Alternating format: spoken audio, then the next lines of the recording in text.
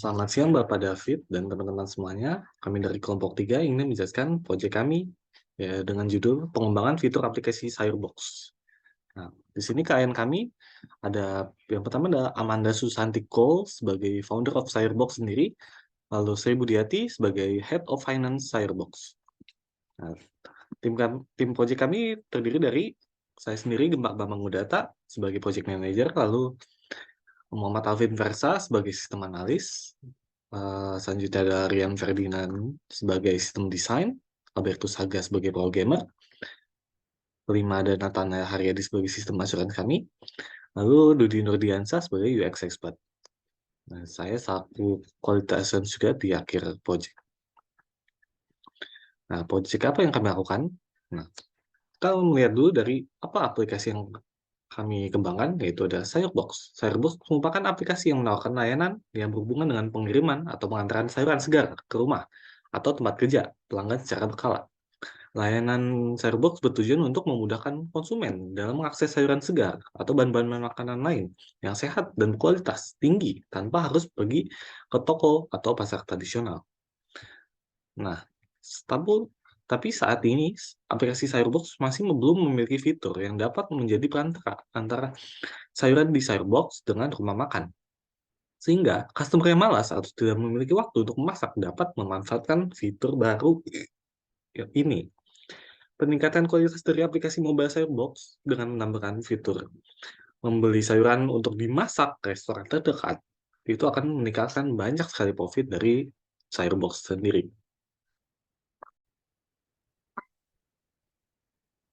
Selanjutnya adalah business case. Yang pertama adalah market demand atau permintaan market. Ini wanita karir dan mahasiswa dapat membeli sayur berkualitas, kemudian dimasak oleh orang lain dengan harga lebih murah dari restoran. Organizational need menambahkan fitur yang dapat menjadikan aplikasi Firebox sebagai perantara konsumen yang tidak memiliki waktu memasak sayuran dengan restoran pilihan yang selanjutnya akan dilakukan proses memasak sayuran yang disediakan oleh Firebox kemudian dikirimkan ke customer. Juga menambah profit dan revenue dari Firebox. Lalu customer request, banyak customer yang berlatar belakang karyawan swasta dan mahasiswa mengeluhkan bahwa Firebox menjual sayur dan bahan masakan lain yang tidak bisa dimasak sekaligus. Mereka mengaku bahwa tidak memiliki waktu untuk memasaknya juga, tapi tidak ingin membayar mahal makanan di restoran. Pembaruan ini nantinya akan mengintegrasikan seluruh proses bisnis, sehingga seluruh aktivitas dan ajuan pelayanan dapat dilakukan di aplikasi yang sama. Lalu technological advance, segala proses bisnis Firebox dalam menerima pesanan customer dan mengirimkannya, meliputi menerima produk dari petani, mengantarkan sayuran ke juru masak di mitra restoran, hingga mengirimkan produk jadi ke customer. Yang kedua, memberikan inovasi yang dapat mempermudah dan meningkatkan efektivitas akses dalam kebutuhan sehari-hari pengguna. Lalu legal requirement, fitur baru memerlukan adanya data customer yang berupa alamat pengantaran makanan. Oleh karena itu, pihak pengembang berkewajiban untuk menjamin semua data customer terlindungi dan tidak disalahgunakan. Lalu mendapatkan izin dari pengembang aplikasi untuk penambahan fitur dan meminta persetujuan atau izin teknis kepada pihak yang berwajib. Lalu social need dapat memudahkan akses pengguna ke fitur baru yang terdapat pada Firebox dan memungkinkan pengguna untuk memilih bahan makanan yang diinginkan untuk dimasak dan dikirim ke tujuan pengguna. Fitur yang ditambahkan dapat memenuhi kebutuhan pangan mahasiswa dan wanita karir. Fitur yang kami tawarkan dipastikan aman, mudah digunakan, dan terjangkau bagi semua orang. Selanjutnya kita masuk ke dalam agreements.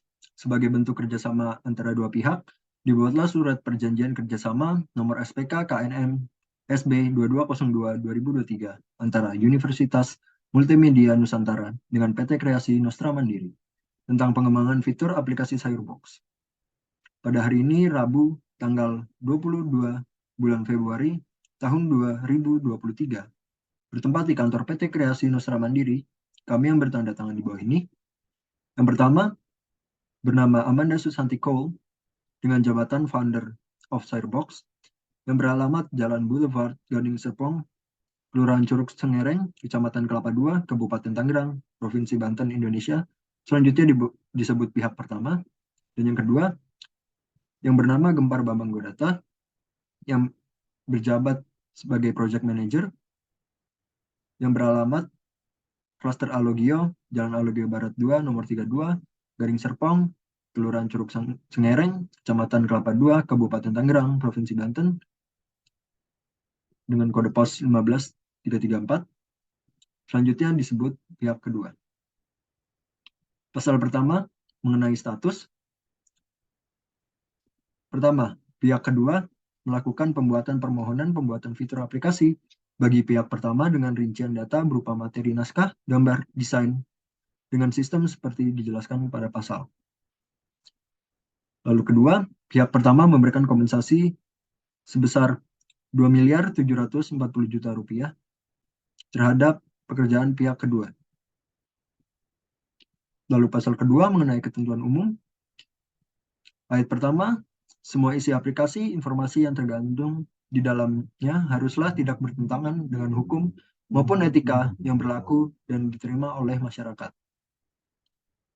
Ayat kedua, pihak kedua tidak bertanggung jawab dan terbebas dari segala tuntutan atas kerugian yang ditimbulkan pihak pertama. Ayat ketiga, pihak kedua tidak bertanggung jawab dan terbebas dari segala tuntutan terkait dengan konten ataupun isi aplikasi pihak pertama. Ayat keempat, isi aplikasi sepenuhnya menjadi tanggung jawab pihak pertama materi pemuatan oleh pihak kedua atas persetujuan dan pengawasan pihak pertama. Pasal ketiga mengenai jenis pekerjaan.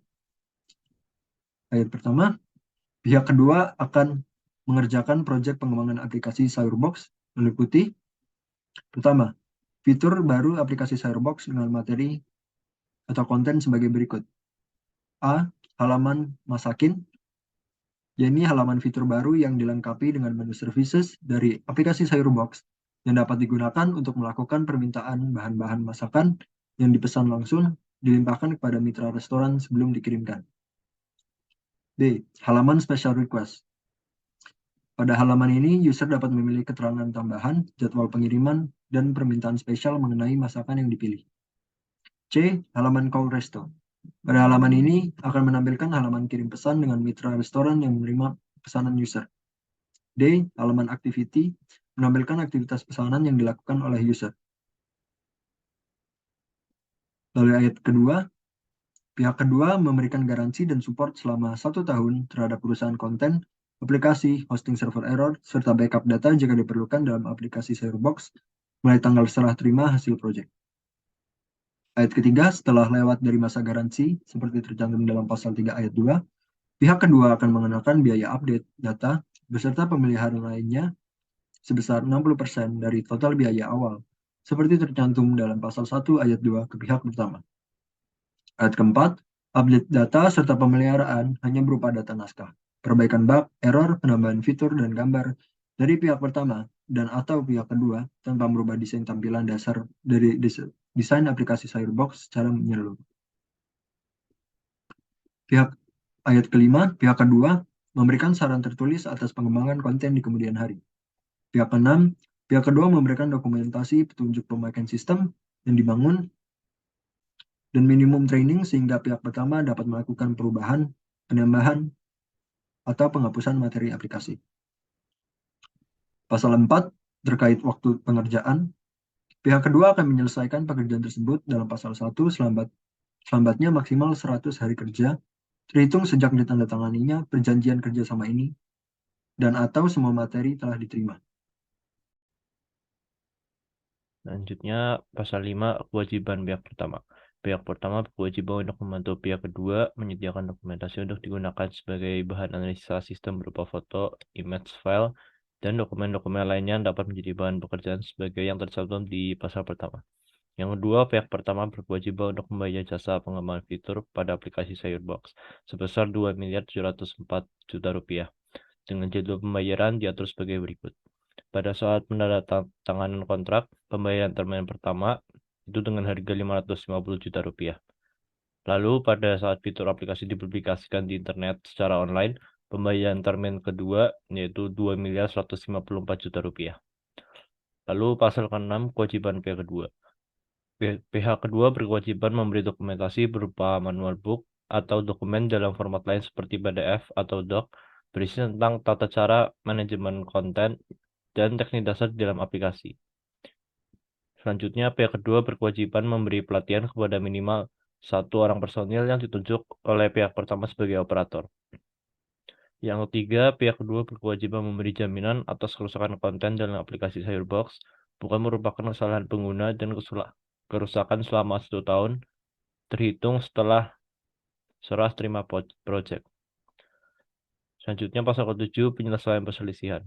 Jika terjadi perselisihan atau penafsiran atau pelaksanaan atas perjanjian kerjasama, akan diselesaikan oleh para pihak secara musyawarah untuk mencapai mufakat. Namun apabila cara musyawarah tersebut tidak mencapai mufakat, maka penyelesaian dilakukan melalui peraturan dan perundangan yang berlaku di negara Republik Indonesia. Lalu pasal ke-8, sanksi. Pihak kedua tidak akan menyelesaikan pekerjaan karena sesuatu hal dari pihak kedua. Uang muka dikembalikan sebesar yang telah diterima oleh pihak kedua. Jika terjadi pembatalan perjanjian oleh pihak pertama, uang muka yang telah dibayar pada pihak kedua tidak dikembalikan. File asli atau source code akan menjadi pihak kedua. Dan yang terakhir, pasal 9 yang lainnya, hal yang belum diatur dalam perjanjian kerjasama ini apabila dipandang perlu akan ditentukan kemudian dalam suatu perjanjian tersendiri yang dibuat berdasarkan kesepakatan antara kedua belah pihak dan merupakan satu kesatuan tidak terpisah, serta mempunyai kekuatan hukum yang sama dengan perjanjian kerjasama ini.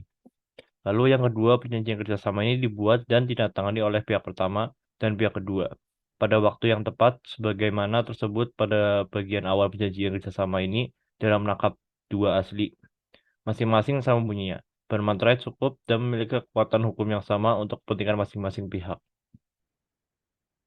Berikutnya kita masuk ke bagian benefit management plan, yaitu ada target benefits yang terdiri dari tangible dan intangible. Yang tangible yaitu untuk memudahkan customer untuk mengkonsumsi olahan dari bahan-bahan yang telah dipilihnya melalui aplikasi Firebox. Yang kedua yaitu meningkatkan omset restoran yang telah bekerja sama dengan aplikasi Firebox. Yang ketiga yaitu untuk meningkatkan kualitas makanan karena pengolahan menggunakan bahan pilihan customer dan diolah oleh restoran berkualitas yang bekerja sama dengan Firebox.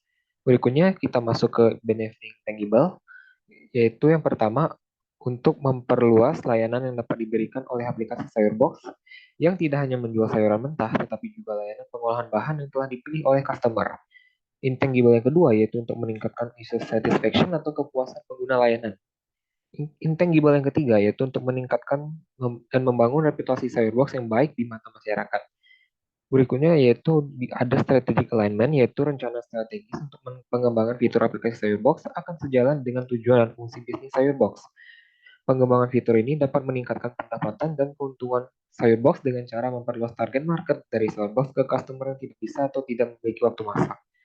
Berikutnya itu ada time frame for realizing benefits. Berdasarkan benefit yang didapat dari project ini, benefit yang didapat termasuk ke dalam long term benefit. Kenapa? Karena impact yang dihasilkan oleh project ini dapat dirasakan dalam jangka waktu yang panjang. Meski demikian, time frame waktu untuk mulai merasakan benefit dari project ini akan langsung dapat dirasakan saat project telah dieksekusi. Baik, saya akan menjelaskan tentang Enterprise Environmental Factors. Yang pertama ada Government or Industry Standards. Yang pertama, fitur yang telah dikembangkan harus dapat digunakan untuk menampung jumlah data pesanan yang besar pada saat yang bersamaan. Yang kedua, fitur yang telah dikembangkan harus dapat berjalan dengan baik dan dengan error yang seminimal mungkin. Yang ketiga, memenuhi standar keamanan aplikasi Firebox yang source code dan database-nya dirahasiakan dan tidak dapat diakses oleh pihak luar dan menggunakan koneksi dengan jalur yang aman. Kemudian ada legal and regulatory requirement and or constraints. Yang pertama, lisensi dan perizinan. Layanan yang terkait bisnis makanan perlu lisensi dan izin secara legal dan inspeksi oleh Departemen Kesehatan dan Pengawas Makanan. Yang kedua, regulasi keamanan makanan. Makanan harus memenuhi regulasi terkait pengiriman, penyimpanan untuk menjamin keamanan saat dikonsumsi. Yang ketiga, privacy data. Layanan yang menggunakan data konsumen harus memenuhi regulasi terkait dengan keamanan data user aplikasi. Yang keempat, yaitu pajak. Layanan harus mematuhi peraturan perpajakan seperti pajak penjualan. Kemudian untuk marketplace condition, yang pertama, PT Kreasi Nostra Mandiri ingin meningkatkan profit dengan cara memperluas pasar melalui pengembangan fitur aplikasi Firebox. Yang kedua, aplikasi Firebox belum memiliki fitur masak langsung yang diinginkan oleh customer.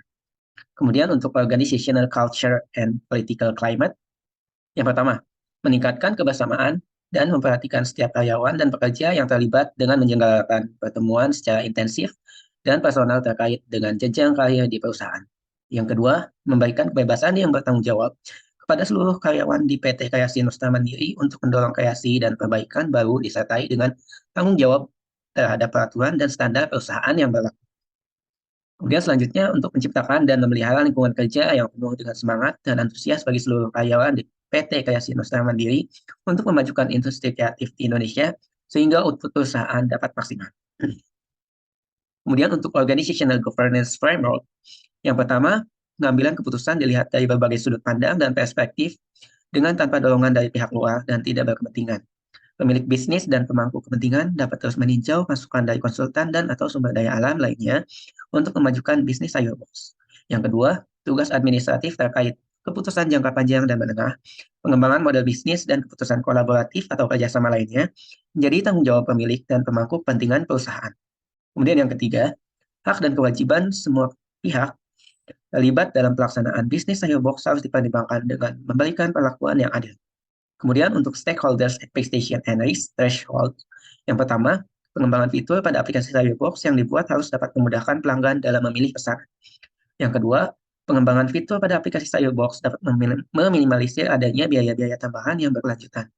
Yang ketiga, perusahaan harus dapat meninjau dan mengendalikan batas risiko dari keputusan yang dibuat untuk mencegah perselisihan atau permasalahan selama pelaksanaan proyek. Baik, selanjutnya akan dijelaskan oleh teman saya. Selanjutnya kita masuk ke bagian organizational process assets. Yang pertama ada polisi, yaitu nomor satu ada polisi, nomor satu tentang sistem manajemen terintegrasi yang terdiri dari mematuhi peraturan perundang-undangan yang berlaku terkait sistem manajemen terintegrasi sebagai persyaratan minimum dan mendukung pengembangan serta pengendalian sistem manajemen terintegrasi. Yang kedua yaitu memastikan produk Cyberbox yang diberikan kepada customer sesuai dengan kuantitas dan kualitas yang telah disepakati bersama. Yang ketiga itu melakukan quality control sebelum proses launching fitur aplikasi atau update aplikasi. Berikutnya yang nomor 2 yaitu ada polisi, nomor 2 tentang kesehatan dan keselamatan. Terdiri dari yang pertama yaitu menjamin kesehatan dan keselamatan kerja seluruh pekerja di tempat kerja. Yang kedua yaitu memenuhi semua peraturan perundang-undangan pemerintah yang berlaku dan persyaratan lainnya yang berkaitan dengan penerapan keselamatan dan kesehatan kerja atau K3 di tempat kerja. Yang ketiga yaitu melakukan edukasi berkelanjutan terhadap sistem manajemen dan kinerja K3 guna meningkatkan budaya K3 yang baik di tempat kerja. Berikutnya yaitu ada standard of procedures terdiri dari SOP nomor 1 tentang manajemen project, SOP nomor 2 tentang feature dan sistem desain, dan yang ketiga ada SOP nomor 3 tentang quality control atau QC. Berikutnya kita masuk ke business processes. Yang pertama ada analisis kebutuhan, yaitu pada tahap ini perlu dilakukan analisis kebutuhan customer dan stakeholder terhadap fitur baru yang akan ditambahkan. Hal ini akan membantu dalam menentukan apakah penambahan fitur ini sesuai dengan tujuan dan visi produk. Kebutuhan customer adalah pengembangan fitur aplikasi Cyberbox sehingga menyediakan layanan untuk mengolah berbagai bahan yang tersedia pada aplikasi Cyberbox. Yang kedua ada perencanaan, yaitu pada tahap ini melibatkan perencanaan waktu dan sumber daya yang diperlukan untuk mengembangkan fitur baru. Perencanaan juga mencakup membuat rancangan dan dokumentasi untuk fitur baru, termasuk skema database dan arsitektur aplikasi yang diperlukan. Yang ketiga ada desain, yaitu pada tahap ini tim pengembang perangkat lunak membuat desain fitur baru yang akan ditambahkan ke aplikasi. Desain ini tentunya akan mempertimbangkan kebutuhan pengguna dan arsitektur aplikasi yang ada. Yang keempat ada implementasi, yaitu pada tahap ini melibatkan pengembangan fitur baru yang telah dirancang pada tahap sebelumnya. Pengembangan fitur ini meliputi coding, pengujian, dan debugging. Kemudian yang kelima ada pengujian setelah fitur baru diimplementasikan. Tim pengembang harus melakukan pengujian untuk memastikan bahwa fitur baru tersebut bekerja dengan benar dan sesuai dengan spesifikasi yang telah ditetapkan. Yang keenam ada peluncuran, tapi ini melibatkan peluncuran fitur baru ke lingkungan produksi. Peluncuran ini harus dilakukan secara hati-hati dan dengan memastikan bahwa tidak ada kesalahan lagi atau kerusakan yang terjadi pada aplikasi yang sudah ada. Yang ketujuh ada pemeliharaan atau maintenance. Setelah fitur baru diluncurkan, tim pengembang harus memantau kinerja fitur baru dan memperbaiki kesalahan yang ditemukan. Maintenance ini memastikan bahwa aplikasi tetap berfungsi dengan baik dan memberikan pengalaman yang optimal bagi pengguna. Selanjutnya ada dokumen approval yang disiapkan oleh kelompok 3. Yang ini terdapat kolom nama, jabatan, dan tanda tangan dari masing-masing tim dan klien director. Lalu selanjutnya saya akan menjelaskan dari project management plan kami tahap 1.0. Di sini ada scope management plan kami. Project scope statement yang kami terapkan adalah yang pertama adalah IT scope. Nah, dengan judul pengembangan fitur aplikasi Firebox, dan ini adalah merupakan project pertama kami. Lalu project leader saya sendiri Bapak Banggo Data dengan sponsor Bapak David Cahyana. Lalu project list level kesulitan dari project ini saya berikan 3 dengan estimasi waktu selesai ialah 100 hari. Nah, saya akan menjelaskan apa job description dari tiap tim member kami. Saya sendiri Gempar Bambang Data sebagai di project manager menjadi penanggung jawab utama project ini, lalu memastikan project berjalan sesuai dengan ketentuan dan timeline project. Ketiga, mengawasi kinerja setiap divisi yang ada. Keempat, melakukan koordinasi dengan owner Firebox dan seluruh anggota tim.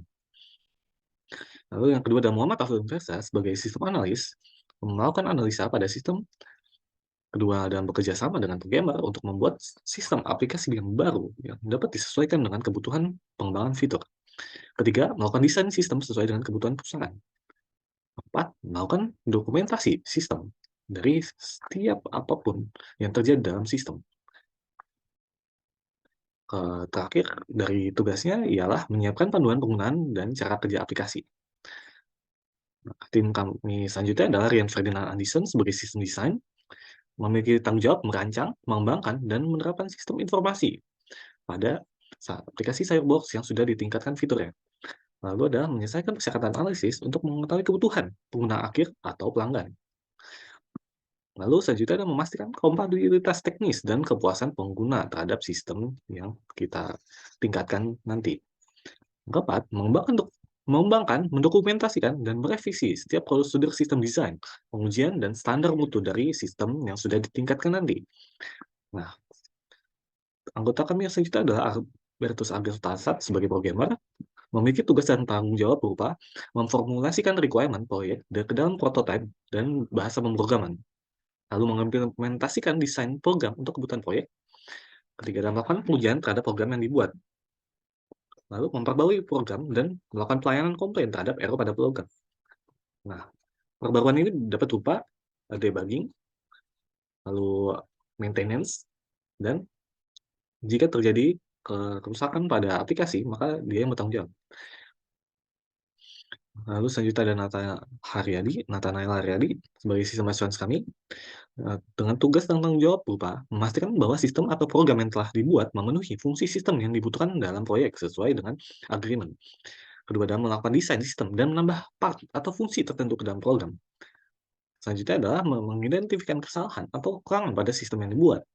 Lalu tugas yang terakhir adalah menyusun laporan dan dokumentasi pengecekan program atau sistem. Anggota kami selanjutnya adalah Dudi Nurdiansa yang sebagai UX expert. Tugasnya adalah merancang fitur agar dapat digunakan dengan mudah oleh pengguna. Lalu memastikan fitur dapat meningkatkan kepuasan pengguna. Lalu mengevaluasi tingkat efektivitas UX fitur. Evaluasi dilakukan dengan cara mengirimkan formulir kepada sejumlah masyarakat yang sebagai calon user Firebox ataupun pengguna sekarang. Lalu keempat adalah melakukan pengembangan pada desain wireframe. Kelima, jadi bertugas untuk mendefinisikan interaction model serta flow dan spesifikasi UI. Nah, lalu Gempar Bambang Data yang sebagai quality assurance bertugas melakukan pengetesan aplikasi atau program yang dibuat untuk proyek. Lalu memastikan program telah memenuhi standar dan kebutuhan proyek. Selanjutnya adalah menjaga kualitas program dalam hal reliabilitas, performa, dan pemenuhan ekspektasi pihak-pihak yang terlibat dalam proyek. Lalu tugas Gempar sebagai quality assurance terakhir adalah bertanggung jawab dalam membuat laporan dan dokumentasi proses testing. Selanjutnya ialah work breakdown structure. Atau yang biasa disebut WBS ini adalah proses utama dalam SDLC, Cycles Development Life Cycle. Yang kami gunakan dalam proyek ini adalah waterfall. Apabila proyek atau aktivitas bukan SDLC, maka dapat diganti sesuai dengan proses besar proyek tersebut. Dalam WBS, pengembangan fitur pada aplikasi Firebox dapat 5 proses utama dan pembagian 20 subproses. Subproses yang dimaksud adalah proses utama yang merupakan aktivitas lebih detail untuk menjalankan proses utama. Di sini dapat dilihat bagian dari SDLC Waterfall kami dengan judul pertama pengembangan fitur aplikasi Firebox dengan kode 1.1, yaitu fase pertama Project Definition or Initiation dengan proses-proses berupa 1.1.1 ya, develop project charter atau tujuan ruang lingkup project. Nah, selanjutnya ada 1.12 making assumption log and BSP.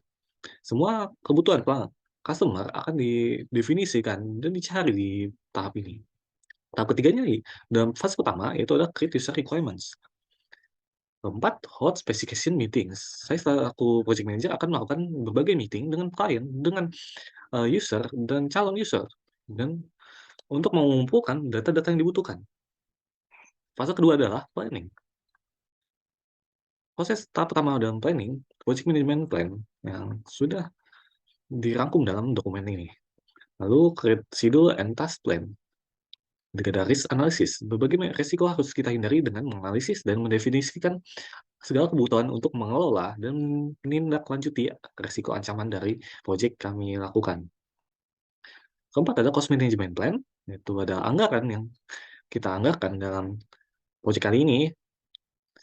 Kelima ada establish a communication process. Keenam adalah create issue log. Apabila ada permasalahan dalam fase kedua planning harus segera diselesaikan dengan mendefinisikan dalam issue log.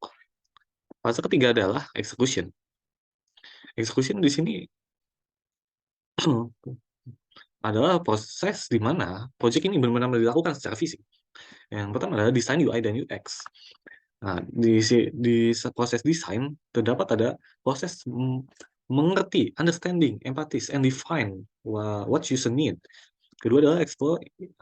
Explore di sini berupa mockup yang kami gunakan adalah Figma. Lalu develop application.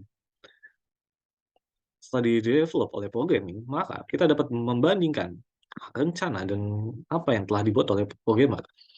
Nah, di sini berupa status update.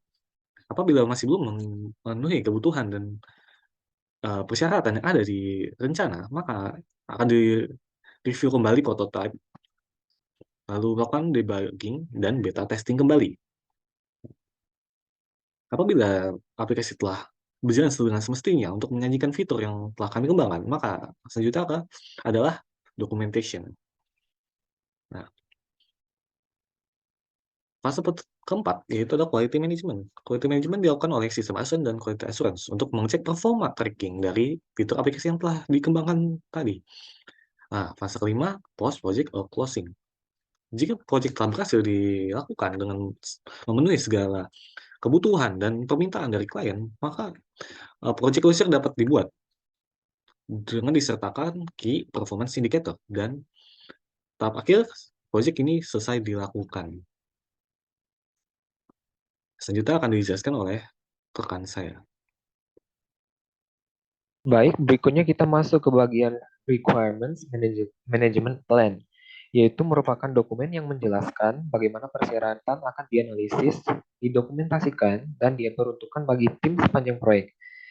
Yaitu yang pertama yaitu terdapat project budget yang terdiri dari core resource, quantity, price, hours, dan total. Yang pertama ada resource project manager sebanyak 1 dengan harga 300 per jam, itu totalnya sebanyak 152 jam dengan total harga $45.600. Yang kedua ada sistem desain sebanyak 1 dengan harga 50 per jam dengan total jam kerja sebanyak 56 jam, yaitu totalnya sejumlah $2.800. Yang ketiga ada sistem analis sebanyak 1 dengan harga 50 per jam dengan total jam kerja sebanyak 48 dengan total harga setelah dikalikan yaitu $2.400. Yang keempat yaitu ada programmer sebanyak satu orang dengan harga 75 per jam dengan total jam kerja sebanyak 400 jam dengan total harganya sejumlah $30.000. Yang kelima ada sistem assurance sebanyak 1 orang dengan harga 30 per jam dengan total jam kerja 56 jam, yaitu setelah dikalikan sejumlah dengan menghasilkan total harga sejumlah 1.680. Yang keenam yaitu ada user experience expert sebanyak satu dengan harga kerja per jam sebanyak 30 per jam dengan total jam kerja sebanyak 248 dengan total $7.440. Yang terakhir ada quality assurance sebanyak satu dengan harga $10 per jam dengan total jam kerja 5 jam dengan total yaitu $500. Kemudian ada transportasi sebanyak 1.200 dengan total resource mencapai $102.420.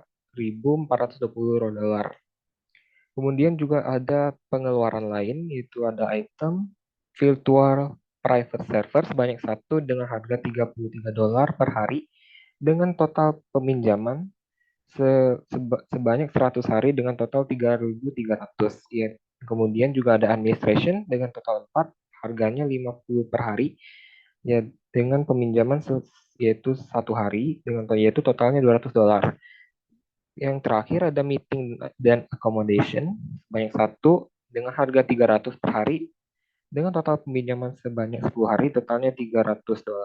Total manajemen fee untuk pengeluaran lainnya yaitu sebanyak $3.600. Total budgetnya yaitu sebanyak $106, $106.000 20.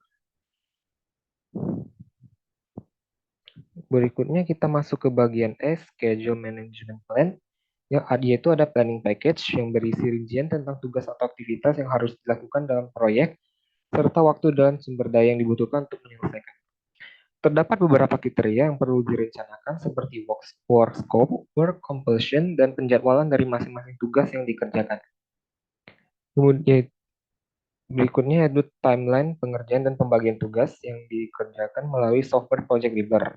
Terdapat perencanaan proyek, yaitu untuk menetapkan tujuan dan proyek sebanyak 1 hari, mendefinisikan kebutuhan developer 1 hari, menetapkan anggaran dan jadwal proyek dengan durasi 2 hari, mengidentifikasi risiko dan rencana mitigasi sebanyak 1 hari, membuat rencana manajemen proyek, yaitu dengan durasi 2 hari. Yaitu terdapat juga analisis kebutuhan yang berisi melakukan survei kebutuhan dari user sebanyak 18 hari, menentukan fitur dan fungsi yang diinginkan sebanyak 1 hari, membuat daftar persyaratan dan spesifikasi teknis sebanyak 2 hari, durasi 2 hari, menentukan persyaratan pengujian dengan durasi 2 hari, dan mengembangkan prototipe atau mockup aplikasi atau UI UX sebanyak 8 hari. Yang ketiga itu ada desain dan pengembangan yang berisi menentukan alur kerja dan algoritma pada fitur baru sebanyak dengan durasi 5 hari, membangun arsitektur, tech stack, dan desain fitur aplikasi dengan durasi 3 hari, dan melakukan coding pada aplikasi dengan durasi waktu 30 hari. Kemudian terakhir pada desain dan pengembangan yaitu ada melakukan pengujian dan debugging dengan durasi 7 hari. Keempat yaitu ada implementasi dan pengujian. Yang pertama ada menerapkan aplikasi ke dalam lingkungan produksi dengan durasi 1 hari.